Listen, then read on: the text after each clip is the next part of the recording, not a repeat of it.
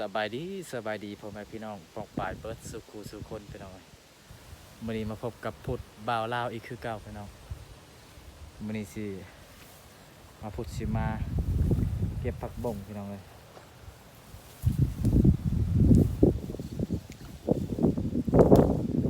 นี่เนาะโอ้น้องเลิกเลยพี่น้อง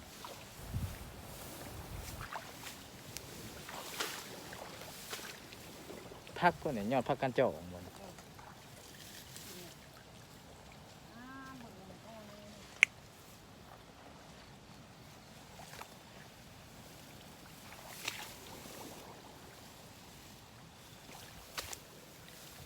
ี่มาพุทธเก็บผักบ่งพี่น้อง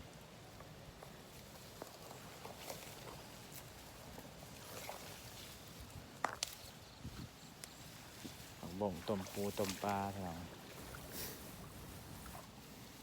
มันก็แซ่บเลยแล้วพี่น้อง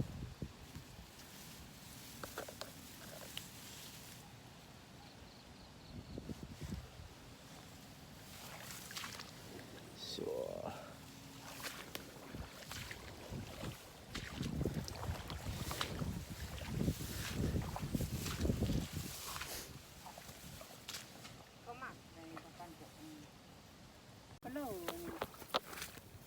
อันนี้ผักกระจองอ่ะ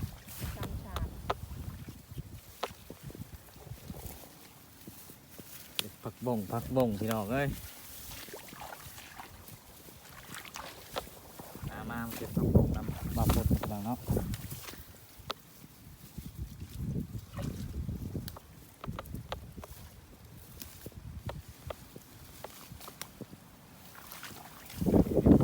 สาวนะการกินตามธรรมชาติ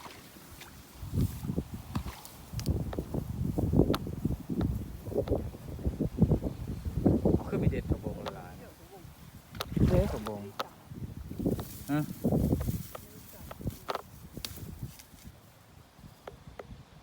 พี่น่ามาจับเขานะ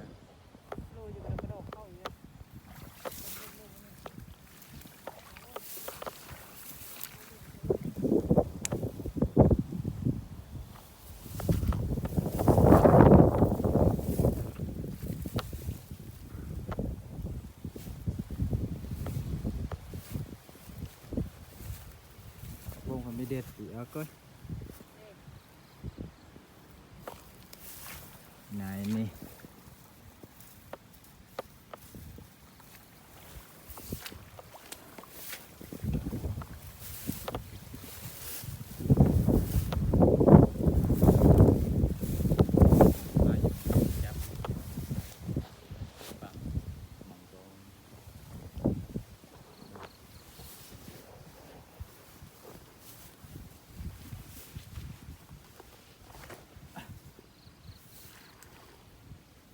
พี่น้องมาเก็บผักบุ้งพี่น้อง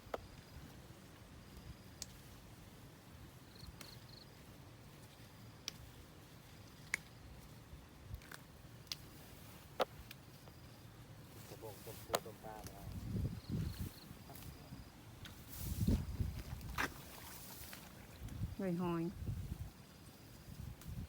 หอยเดินหน้าจ้ะโอ้โหปลาโกปลาคอใหญ่พี่น้องเลยนี่ปลาคอย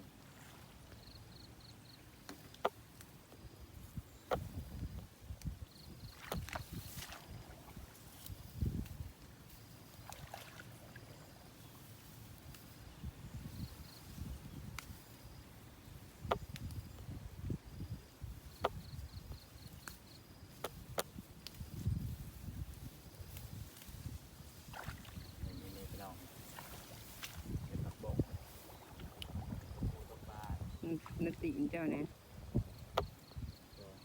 นั่นนะกูเป็นเบื่อบางนั่นกดมึงก่อนนะ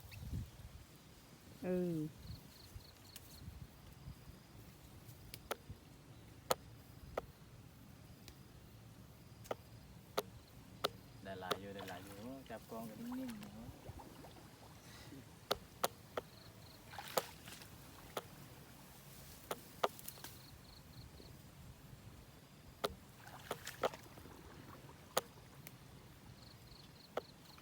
ๆ ย่างไปบ้างนั่นเล่นนะกินย่าง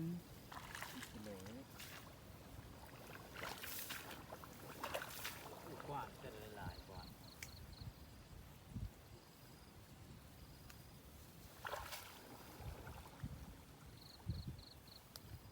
มาฮอด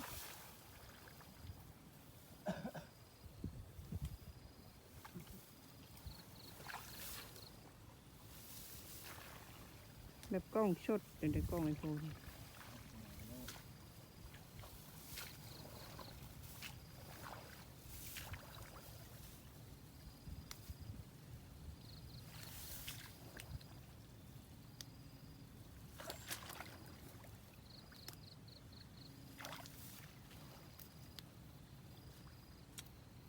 มาฮอด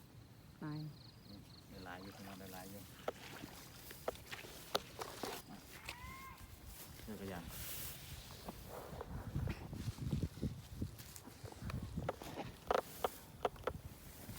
วันนี้มาเก็บผักบวงกับสาวไม่ห้างพี่น้องสาวไม่ห้างลูกสองสาวไม่ห้างไปเบิ่งพี่น้องไปเบิ่งตอนกินเอานี่นะครับเข่านี่พี่น้องหาบเข่าพี่น้องตรงที่หาบเข่าโอ้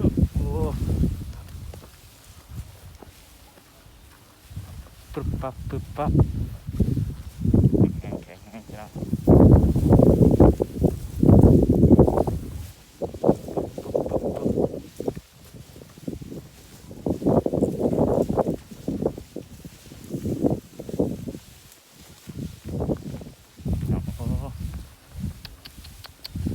เอาพวกแข็งแห้งไปพี่น้อง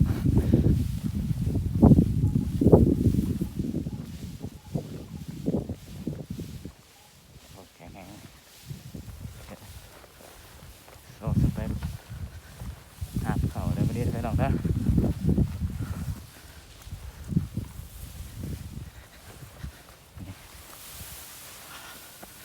ออกกำลังกายมานี่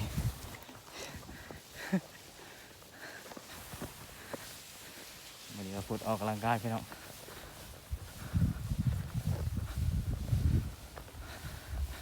เดินทางไกลเลยพี่น้อง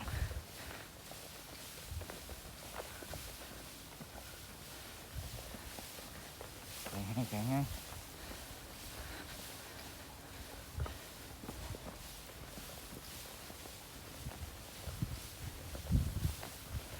เอาแข็งแห้งอยู่เลยพี่น้อง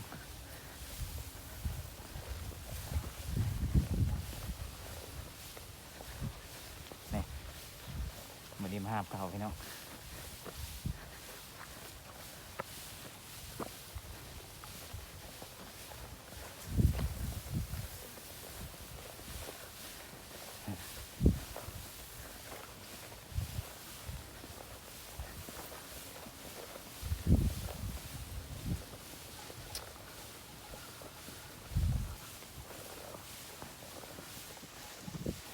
แห้งหลายแห้งหลายปีนี้ทางกระหับเธอเดียวนี่พี่น้อง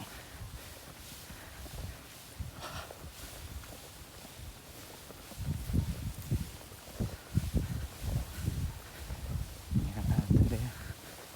ไปเลยบ่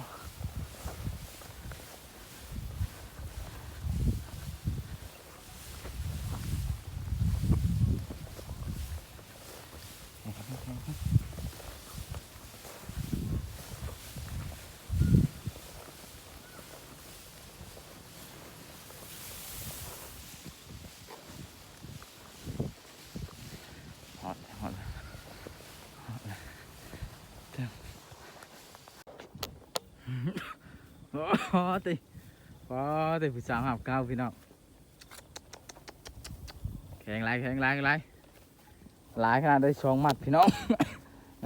การที่ชีมัน แข็งไรแข็งไร จับเด็ดเตะ โอ้แข็งไรแข็งไรพี่น้อง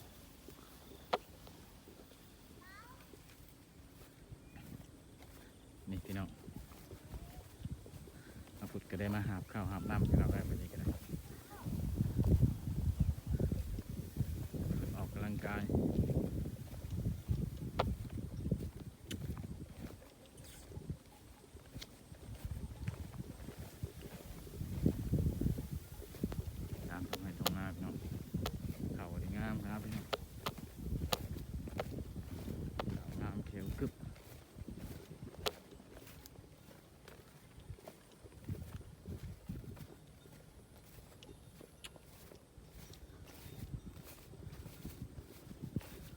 พี่น้องนะ